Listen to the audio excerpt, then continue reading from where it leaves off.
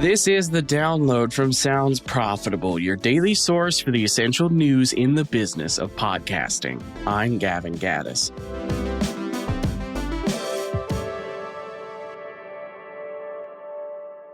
Here's what you need to know for today, Tuesday, January 13th. For our top story, Deloitte 2026 will reward podcasts built like fan franchises. Inside Audio Marketing covers new predictions published by Deloitte for 2026.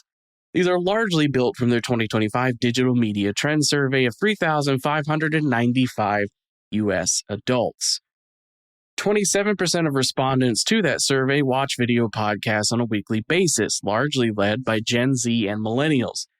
Video podcast consumers also have a higher rate of direct consumption instead of using it as background audio, with 44% actually watching the video without any multitasking. This is compared to 29% of audio-only consumers.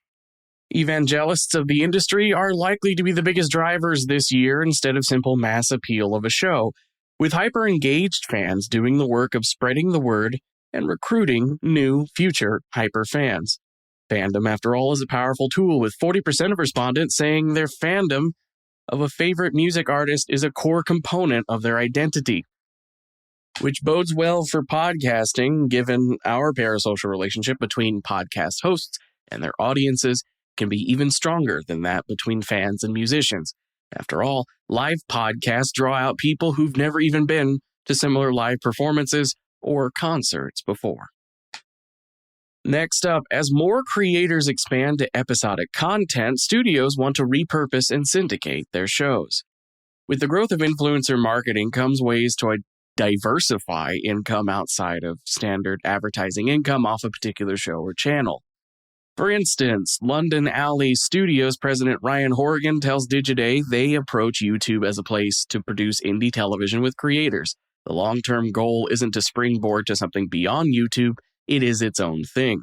Conversely, companies like Mirage Digital use YouTube as the mothership from which content can be syndicated far and wide to different platforms and fast, free ad-supported streaming channels on other streamers.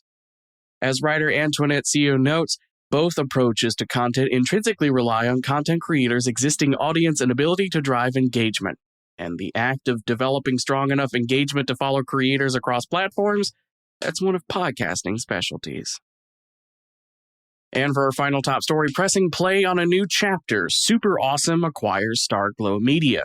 This is a quick but strong one.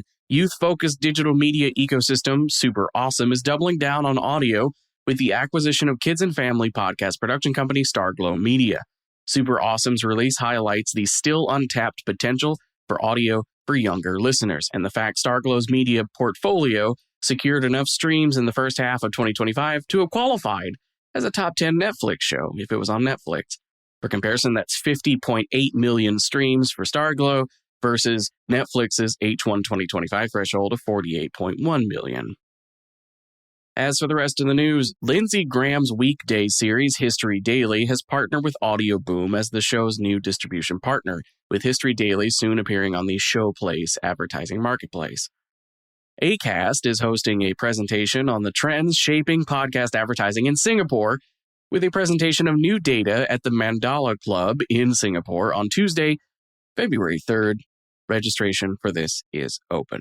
Soundcast has a new case study charting a campaign with Ensign US that targets, hyper-targeted actually, Spanish-language audio to promote New Jersey soccer facility Sophie Meadowlands.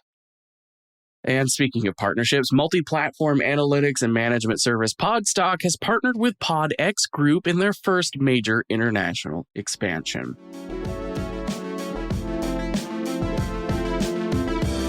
I know it goes through these fast, so reminder that there is one clickable link in your show notes that takes you to today's episode post on soundsprofitable.com with every link to every article I just talked about.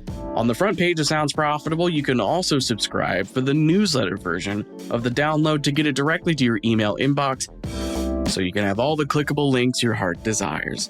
The download is written and produced by myself, Brian Barletta, and Tom Webster. For Sounds Profitable, I'm Gavin Gaddis, and I'll see you tomorrow.